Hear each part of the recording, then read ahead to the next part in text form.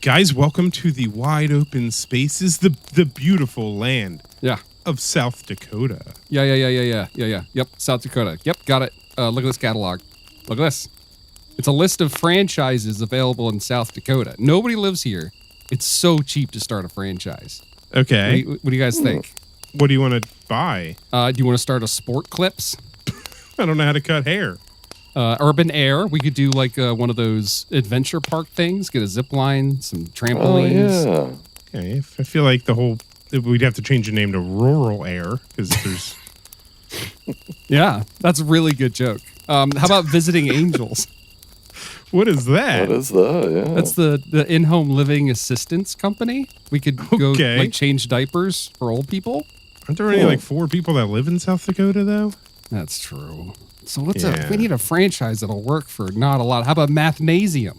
We can add up all the people that aren't here. They're gonna beat us up No. because we'd be mathemagicians. All right, I'm going to put this in the fire. We're not going to start a franchise in South Dakota. It's not feasible. Yeah, I mean, we can think about it more. We're camping over here overnight in Wind Cave National Park in Hot Spring, South Dakota. We got Nice. plenty of time. Oh, how about this Right. one? Winger's Ale House. It's a franchise like pub. It's called Wingers. I like wingers. Can I be the guy who drives the taxi Wait. from the TV show Wings? Oh. It's kind of close to wingers. All right, I like that. That's not bad. Yeah. I'm glad we're joking now because, guys, this is going to be a bummer of an episode. Oh, yeah. Yeah. So I accidentally started a trilogy of episodes. I About like fun to call little it. guys. Well, no, I like to call it the Sam Trilogy. So we've got Sam the Sandown Clown. We've got Sinkhole Sam. Oh, We're going to round out the trilogy with Walking Sam. Walking Sam. All right. Okay. We know he's got all his legs. He does have legs. Mm-hmm. Yeah, he's this one ain't for the kids, I'd say. Oh, so if you're listening in the car with your little ones, is this one that they should skip? We work hard to make this PG. This is family friendly. It'll still be family friendly, but we're going to get into pretty big topics, pretty sad topics. Okay. Well, if you're offended by this episode, maybe we could send you an edible arrangement from our new franchise location in South Dakota. I like the ones that are mostly strawberries. Toss in some bananas and pineapples in there too. Yeah, bananas got to be frozen though. Otherwise, they just like fall off that little stick that they put in there. You know. Just send them some edibles. We don't have to do much. That might help. Just put them in a Ziploc bag and mail them. That's good. I like the edible arrangements as front for different kinds of edibles. That's There great. you go. That has Yeah. legs. That's like an Makes sense. HBO like 20-minute comedy. Yeah, if you want to franchise that from us, we'll be putting in that catalog soon. Yeah. Well, you guys want to hop in and talk about Walking Sam and get really sad? I'm getting nervous, dude. Yeah, I'm a little ready. nervous. Yeah, I'm nervous. Yeah. Yeah, well, let's just do it. Okay. It's Greg's Cryptid Corner, where mysteries abound. Bigfoot, Mothman, monsters, let's see what we found. Hey, and welcome to Greg's Cryptic Corner, a podcast about monsters for weirdos. I'm your host, Greg, and joined as always are my two wonderful guests, McDonald's franchisee, Dan. How you doing? Hey, no, actually, I'm a Flylock Security Solutions franchisee. I utilize the expertise of Flylock Security Solutions to establish my own locksmith business with a trusted name and more than 70 years of experience. Just not from me, from the company that I pay money to use their logo. It's me, Dan. All right, we got Frylock over there, and thank you. The Dairy Queen franchisee himself, Eric. Oh, yeah. Oh, that's good. Yeah. Do some make you some blizzards, turn them upside down and show you that they don't fall out and leak. No one has ever done that for me at a Dairy Queen. You should ask. You should request. I just yell, I just say, flip it. I'm not Flip it, paying let until me you see. turn that thing upside down. What happens? And it falls out and they're like, oh, it's free. I just ruined the floor. It's all over my clothes. I have a big mess to clean up. That's Eric, not fun. Can I propose something for your franchise location? Sure. Okay, it's a blizzard, but it has a hollowed out hot dog for a straw, and you call it a blizzy glizzy. All right. Yeah. We're not doing hot dog. We have to incorporate incorporate a hot dog in every episode. I wasn't trying to. Now. I wasn't trying to. It just happened. Okay. Well, you did. Yeah. I thought of blizzy glizzy, and then I went back from there. I did back into the hot. Okay, you got it. You're fine. Anyway, Walking Sam is about to walk into our hearts. It's everybody's favorite. Sam, he's my friend of mine. I'm gonna hold his hand. It's Walking Sam. Yeah, if you go to your neighborhood Build-A-Bear, they have a Walking Sam that you can build, and you can do it with your kids, make childhood memories. Oh, we have no idea where this is going. That could be a dangerous thing. I've never heard of this. Like I said, I had to complete the Sam trilogy, and this is it. And I've been hesitant to do this one, but this sounds heavy. Wow. Yeah, but I told Dan, I was like, "Well, I got a really dark one." He's like, "Do it. I love dark." So yeah, let's hop in, and I'll tell you all about Walking Sam.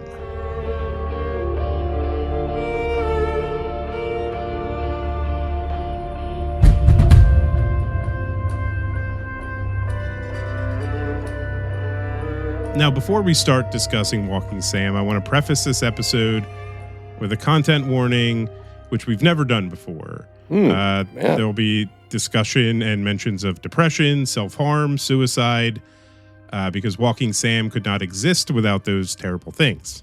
Okay. Mainly found in the Pine Ridge area of South Dakota, around the Lakota Reservation, and said by some to possibly live in the caverns of Wind Cave National Park, where we're camping.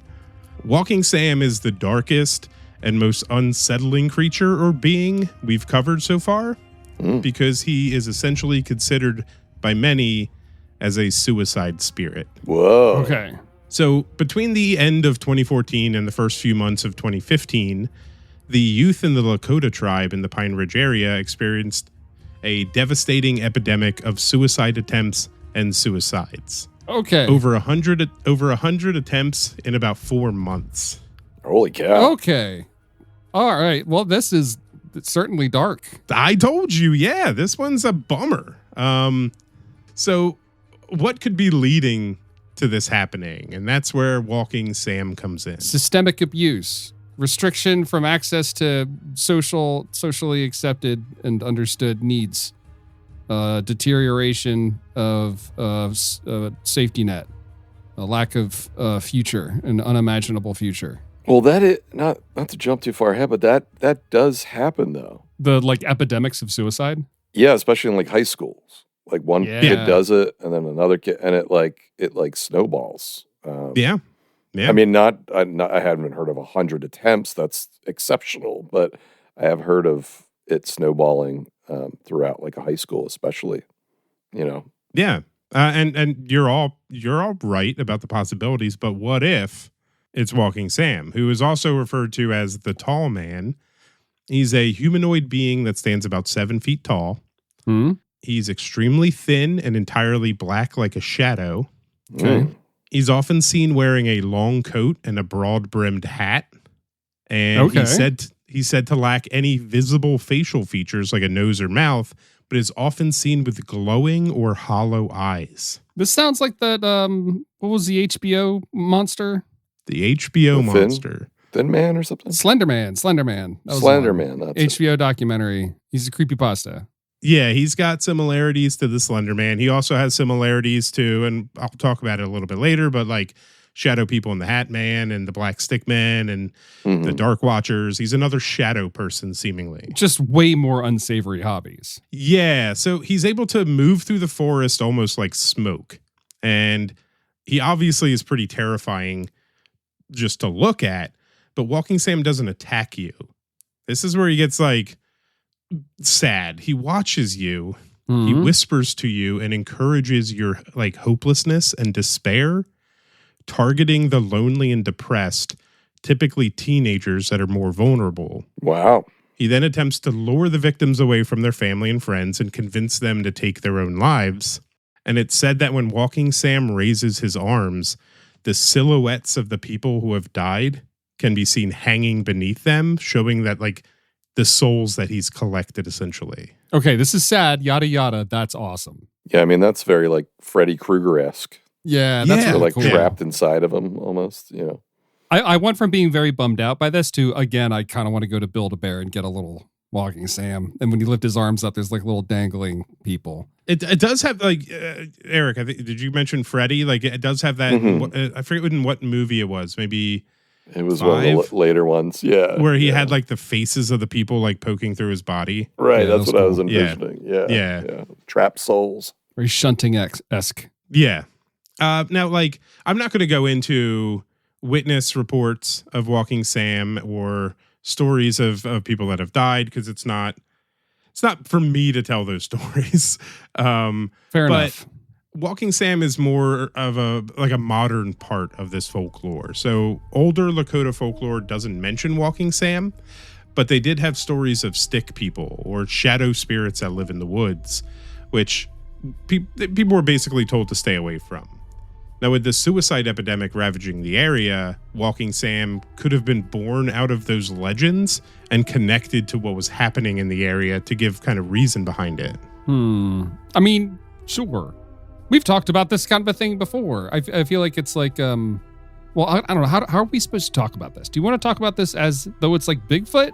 Because I feel like this is very clearly a certain kind of cryptid. So when I said born out of those legends, I'm not saying like manifested into reality. I'm saying connecting those folkloric stories to like what was happening and creating this new folklore, this new, boogeyman essentially. Mm-hmm. He's like a nihilism demon, and their children are going through it, and what recourse do they have but to like create a monster to blame it on? Yeah. So we're gonna talk about that in a bit. Okay. But it's interesting you mentioned Bigfoot because there are other paranormal researchers who have connected Walking Sam to Bigfoot. Actually calling him Stovepipe Hat Bigfoot. Because I've never heard of that one. Because a handful of encounters have described seeing a Bigfoot-sized figure wearing a tall hat. Descriptions are basically similar to Walking Sam, where sometimes it could be, they'd say he was like, had black hair, which might be confused with wearing a coat, but the proportions are essentially the same. So like an emaciated top hat wearing Bigfoot. Yeah, essentially. Okay. Which is kind of rad. Yeah, I can't stop thinking about Bigfoot with like a Abraham Lincoln hat on and like a black like metal wig. Yeah. That would be incredible. Oh, he could be like Slash. Oh yeah. Yeah. That's perfect. Maybe it's just Slash walking around the woods. Are there musical cryptids? We've had cryptids that sing, haven't we? Oh, we had that the Hobgoblin of Oh, that's right. The Hobgoblin from Fort Niagara. Yeah, he wrote the song for the guy that fell in a pit with them. Man, that was one of my favorites. I love that one. Yeah, that was a good one. I can't believe you guys like that one. I didn't expect it. This will be my second favorite. You're like, these guys are gonna hate this one. This one sucks. Right. Well, Walking Sam. So you're saying that Walking Sam's kind of like Bigfoot, and that there are like older stories that tie back to something like similar folkloric creatures to this, and this is like a modern incarnation. In a way, yeah. So Okay. I am interested in Walking Sam, not just because like it's dark or scary, but it kind of, it's another evolution of the shadow people, and I love shadow people. So you've got like the mundane black stick men that we talked about, who are kind of just like out there and then they disappear. You got the dread-inducing like shadow people in Hat Man, and then the curious Dark Watchers. But now we have this like legitimately malicious shadow figure in Walking Sam. And that's where I find it interesting, because they're all very, very similar. They're just these shadows that are there. And anytime I think shadow people, I do think dimensional, because like that just is the only thing that makes sense to me, even though that's a crazy thing to say. Oh, interdimensionality makes sense to me. It doesn't logically, but like where else do these things come from? And now this is the fourth one that we've talked about. I mean, so it has to be dimensional, is what you're saying. Well, I'm just saying, no, I'm not saying it has to be dimensional. I'm just saying that, like, there's so many reports of these things, of shadow people, in all different kind of manners, that it just, the more and more evidence starts piling up for me that it's just like, these things are there and these things are real.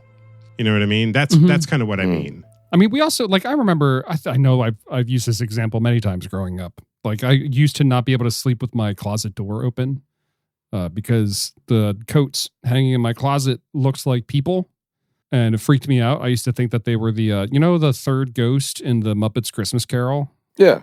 Yeah, the Grim Reaper one. I always thought it was a Grim Reaper ghost in the Muppets Christmas Carol in my closet, and I was freaked out that he was going to come kill me in my bed. Dude, you need to get different jackets. Yeah, stop hanging your Grim Reaper cloak up in your closet. Yeah, all my sacrificial robes. Birthday and Christmas, just get me a couple members only jackets. The hooded stuff is not working anymore. Well, I'm saying that, like, we as humans have this, like, baked in ability to see a face or a silhouette or whatever that's not really there, because it's to our advantage to see that. So, like, I'm not surprised that we see ghostly human-like apparitions all the time, because I don't know, I in my mind, I can't, how would you be able to prove that that's an interdimensional, in this case, malevolent demon, or I maybe just had a little bit too much cheese right before I got in bed and now I'm seeing things. Am I being lame? Is this lame? I think that, like, sure, you can blame cheese before bed for some of it, but are you going to blame cheese before bed for every time somebody sees a shadow figure? Yes. I don't know. All I know is almost every night, an interdimensional rift opens under my covers, and it rips a monster fart from exactly where I'm laying. And I'm like, I don't know what's going on. And my wife's not too happy, but my wife. No, I get what you're saying. She's really tired of that dimensional rift in your bed. I know you said you didn't want to get into, like, the actual firsthand accounts of seeing this thing, but could you tell us where we could go to read some of them? Yeah, I mean, you can just go online. You can find them. And, like, at broad strokes, you're talking about, like, so there's a reservation where there's a epidemic of self-harm going on. Yeah. And what people wandering close to the woods are seeing this form. Like, is he, like, peeking out from behind a tree and then darting away? Or is he just standing there, like, almost goading people to come closer, and they're just too scared to do it? So that's where, like, that Slender Man similarity comes in, right? Like, you can see Slender Man, but he's not always just out there for you to see. Okay. So he's, like, a little obstructed behind a bush. Yeah. And if you see him, you're probably too far down that hole. Right? I wonder what do you do to get him to raise his hands? I think it's a spooky thing. Maybe he wants uppies. He sees you and he's like, pick me up, please. He wants a hug. Yeah. Yeah, I think the disturbing thing is that he watches you, learns your weakness, and then, like, whispers to you to self-harm. Yeah. Like, it's the calculation. Because usually, like, a cryptid, you're like, wait, did I just see that? Did something happen to it? What? Was that you or was that me? What just happened? But with this, it's like stalking you, which is a little different than a lot of the stories we've talked about, Yeah, so this is kind of that another, like, gray area between what is a cryptid and what is not a cryptid. Walking Sam is, to me, more of like an entity. Sure. Okay. Yeah. But we play real fast and loose with the term cryptid. Yeah, that's fine. Here. Yeah.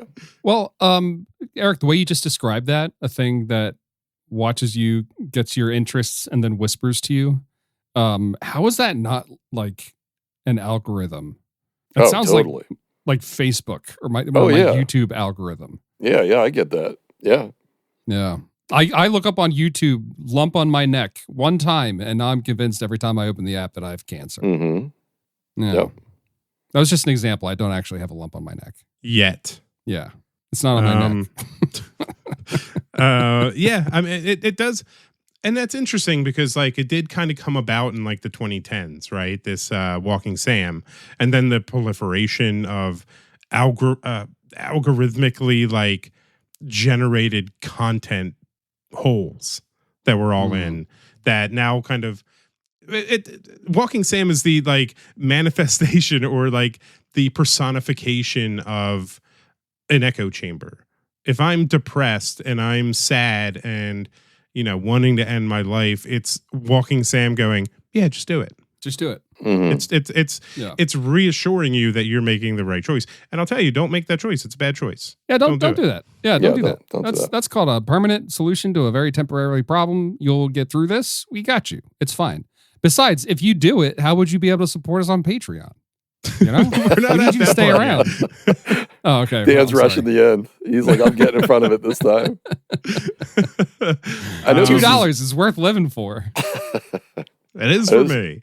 This is dark and disturbing, but I think the thing that I'm interested in is, and you probably don't have the details of this, Greg, but is like who started it? Like what's the who started like the origin of him in this particular case? Yeah. And then how did it get spread? Like was it word of mouth? Was it like at a party? Was it, you know what I mean? Like I think the spreading of it, like in this little community, I think is interesting. Yeah, I know you probably don't have that, but no, I don't. I didn't come across that, but like it's kind of, I mean, it feels very creepypasta, right? Mm-hmm. But nothing that I read like signaled that this was coming from a creepypasta. I mean, the tragedies that were happening out there and still happen that's all real. So you know, this again. Well, so like let's kind of talk about that. So is Walking Sam real? I mean, maybe, or is it a way for the community to personify like the depression and suicide to give a reason behind it? Or is it an expression of like grief or trauma that everybody's going through? You know, like you're always looking for a scapegoat or someone to blame for these things happening, and not just the like systematic or not systematic, but systemic issues that people are dealing with. And it's also like, what recourse do you have? Like what actually can you do to make your situation better? And if the answer to that is, well, nothing, like I'm kind of powerless in the situation, then I feel like it's a little inevitable you end up inventing stories to tell yourself just to soothe your own mind. That's kind of like after 9/11 when all the conspiracy theories were spraying around about controlled demolitions and all this kind of stuff. It was like easier to believe that there was a massive conspiracy than that, you know. Yeah, you're vulnerable to an attack. Yeah, we're not as secure as we thought we were. Right. Yeah, I don't know. Yeah, I'm thinking like also who actually believes in him? Like going back to Freddy Krueger, I guess. It's like, is it just the kids in the high school or whatever in the school that believe him, and the parents are like, he's not real, you know? Or was it actually the entire community? Like, was it seems like it's the community.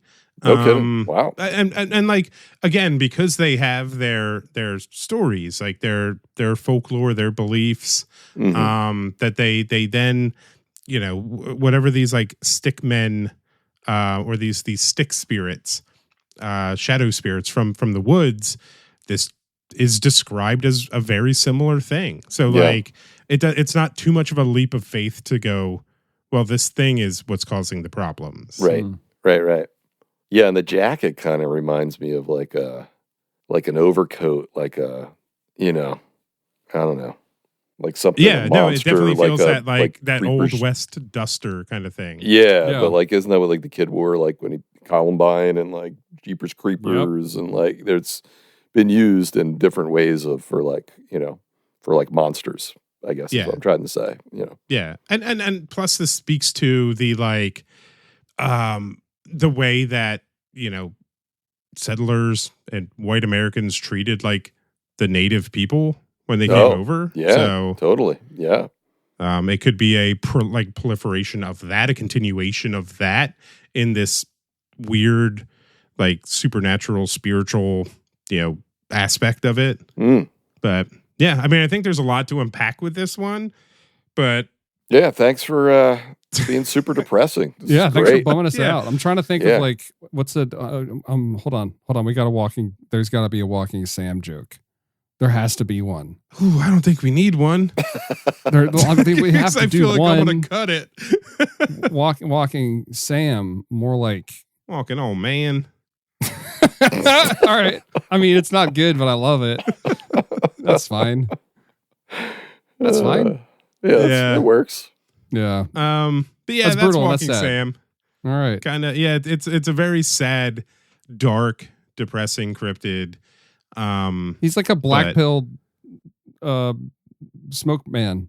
What do you call him? Shadow people. He's Shadow he's the people, yeah. nihilist shadow person. We should try and catch him. I mean, Tickle him, make him happy. we would all have to be like ready to die, right? Like if it goes wrong. I think yeah, we're we'll probably almost there. We'll put like earplugs in, and we'll Okay. dress up in Ghostbuster outfits, and we'll just have little photon packs, and we'll just blast them into one of those containers. But yeah, so that's Walking Sam. Sorry about that. Had to complete the Sam trilogy. Apologizes. It's interesting. It is really interesting. Yeah. Yeah, it's my favorite subgenre of cryptids. The cryptids that stand in for things that we don't dare articulate for ourselves. Those are my favorites. Well, it's This it's is that a monster very, very that you sad never one. want to face. Yeah. Yeah. Because it's real. It is real in that way. No, this all stems from real human tragedy. Yeah, that's a Yeah. shame. Also very cool. I would get the Build-A-Bear. I would do the thing with the charm necklace of the people. And I would hang it in the front window of my World Kids School franchise that I'm opening in South Carolina. Put the South cat. Dakota. I thought you burned that catalog. I pulled it back. It's a little singed, but I pulled it back out. All right. So on a happier note, we do have 3 Spotify comments from our Bat Woohoo. Squatch episode. Hey, 3 of them. 3, What did yeah. Andrew say? Andrew said, Bat Squatch doesn't have a wallet chain or a wallet even. They are clearly the type to carry their cards wrapped in a rubber band and their cash loose. Mothman is the one with the wallet chain. Ooh, That checks out. That's a big statement, sir. That is, well, I don't know if I agree. For one, well, actually, can I say that it's like in fencing? Like I appreciate the lunge more than the fight. I like what he's doing here. I think he might have it exactly backwards. I feel like the Bat Squatch definitely has a wallet chain, and Mothman, I don't know. Well, I don't know about the rubber band. I think Mothman has one of those wallets where you pull a little trigger and all the cards pop up. Okay. You know? I think I agree with you, Dan, mainly because like Bat Squatch, Seattle area, right? Yeah, grunge. He grew up in grunge. He's got Mhm. a chain wallet. How about this? Mothman, How about West this? Virginia, it's hit or miss what he's got. Bat Squatch buys pre-ripped grunge holy jeans. Mothman wears holy jeans that are holy because he hasn't gotten new jeans for like 30 years. Yes. Okay. Yes, Checks I out. agree. Yeah. And also he's caked up, so he just breaks through those jeans. Yeah, they're all split in the Yeah. back. It's, Yeah. it's very convenient. This We got, is juicy. yep. We got a comment from El Jorge, formerly Jorgers 3. Let's not forget rest in peace, Jorgers 3. Jorgers. I miss you. Jorge. El You will Jorge always be says, Jorgers in my heart. Jorge says, former Hot Topic manager here. I have good news for you. Wallet chains are back in style. Velcro, not so much. Oh. Yeah. The wallets Yeah, probably I have a don't know. button on them. Like a little, Yeah. A snap. snap. Yeah. Yeah, you couldn't have a floppy wallet. It's got to be held shut, right? If it's on a Yeah. chain. And it's got to be like leather, like cool. Yeah. It can't be like a trapper keeper on your chain. Yeah. I don't understand the chain. I just don't. I get that it looks super cool. It's a good and look. hard. Yeah. Yeah, everybody that wears a chain on their pants, I'm like, that person could beat me up. That's the first thought that I have. It's not a chain on their pants. It's a chain on their wallet that's connected But to their pants. It is on their pants. That's just you're 6 in one hand, half dozen in the other. Yeah. You're wearing a pants chain. Also assume motorcycle when I see it. Yeah. Like they Oh, definitely yeah. drove a motorcycle here. Mm-hmm. Like a cool black They wake one. up in the morning and they just dip a cigarette in their coffee and eat it. That's what I think. Yeah. when I see a wallet chain. They slick their hair back with like some goo. And then at Wait. the end of the day, they slick the goo back out of their hair and put it back in the jar. Yeah, they put It's it just back, the same yeah. goo every day. Well, now they're just greasers. Yeah. Yeah. All right, last comment from Kate. And Kate says, volcano victims coming back as bat squatches. My theory about Bigfoot is people who vanish in the wild are transformed werewolf style into big feet. I like that. Is that that's the whole comment? Yeah. That's a heck of a thing to drop on a comment box. That's a great theory. I love it. Yeah, it is. What's the threshold? What line do you cross? It would have to be like a metaphysical line that you cross where like at one moment you're not lost. And then there's a moment of recognition or like acceptance of, oh, I'm lost. Is that the moment? Is this like a believe in the tooth fairy situation? Once you believe you're lost, you become a Bigfoot? Or is this like a Gremlins where you can't feed them after midnight, but what midnight? Like, is it Eastern time? Is it Greenwich Mean Time? You know what I mean? Yeah, I don't know. Yeah. I don't know. And so she offered a solution that just sprouted 100 more questions. But I do appreciate I do like the idea if you go missing, you do become a Bigfoot. I like that. Mm-hmm. Yeah. Send me out to the woods, boys. I'm never coming back. I'm a Bigfoot now. You just yell Bigfoot. Like I have the power. But you just go, Bigfoot! And lightning shoots down on you. I love it. Lightning shoots and you become a Bigfoot. I mean, that's not bad. I don't hate that. I kind of like it. It beats the alternative, which is getting lost in the woods and then becoming the worst cryptid, which is just a pile of bones. Scary. The old pile of bones cryptid. Yeah, what a downer episode. Yeah, it really has been. Sorry. God. Well, speaking of franchises, if you like what we do and you're not too bummed, You come could on over open a and join. local chapter of Greg's Cryptid Corner. Pay us in $500,000. a way. Yeah, Greg's starting a cult. Yeah. Or you could just join the Patreon. For as little as $2 a month, you get access to all of our bonus shows. We're pulling our Campfire Tales series over to Patreon, so all the new episodes of that will be Patreon exclusive. You're still going to get every Wednesday for free, but $2 a month gets you, the Campfire Tales, any new GCCNN episodes that Dan runs, Stabby episodes when we put them out, and just anything else that we record and pop up there.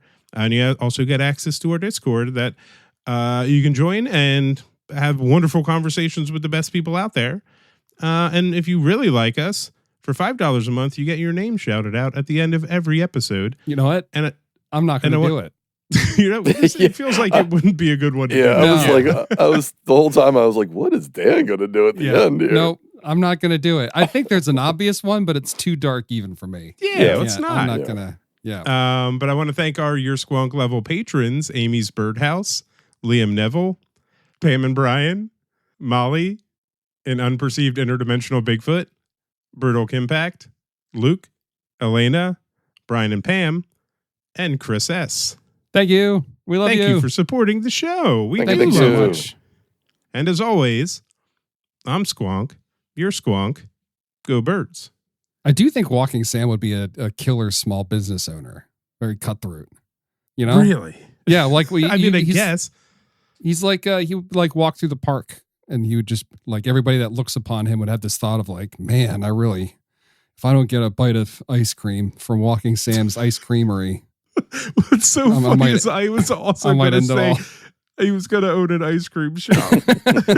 Why? That makes zero sense, but that's where my brain went. He's got the top hat. He looks like he should be behind the counter scooping ice cream. Mm-hmm. Would you like some death by chocolate?